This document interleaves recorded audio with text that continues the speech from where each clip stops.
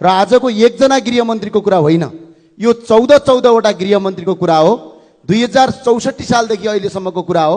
त्यो भएको हुनाले सम्पूर्ण राजनीतिक दल र यो संसदीय दलका सम्पूर्ण सांसदहरूलाई रापरपाको तर्फबाट तपाईहरुलाई अपिल छ, हामी एक ठाउँमा आउँ, मानव बेचबिखन विरुद्ध चाहिँ हामी एकजुट बनाऊ। यो कुनै व्यक्तिको कुनै दलको मात्र मुद्दा होइन। आज हजारौं मान्छेहरू बेचिएका छन्, लाखौं मान्छेहरू बेचिएका छन्, आज अल्पत्र परेका छन्। जनताले दिएको विश्वासलाई हामी घात नगरौं। त्यही भएर सबैलाई अपिल हुन अनुरोध छ। जाँदा जाँदै सरकारलाई भन्न चाहन्छु, अन्यायको महल कति दिन टिक्ला र झुटको पर्दा कति दिन छेकिएला र आज नभए भोलि त ढल्नै पर्छ, आज नभए भोलि त ढल्नै पर्छ, किनकि सत्यको जित निश्चित हुन्छ।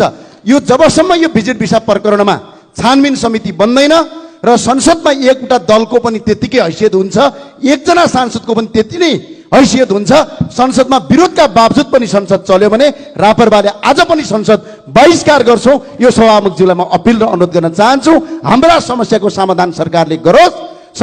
सभामुखज्यूले भूमिका खेलुन्, सभामुखज्यूलाई पनि बाध्य नपारियो सरकारको तर्फबाट, म यो अपिल गर्न चाहन्छु। हस्, धन्यवाद समयका लागि। जय राष्ट्र।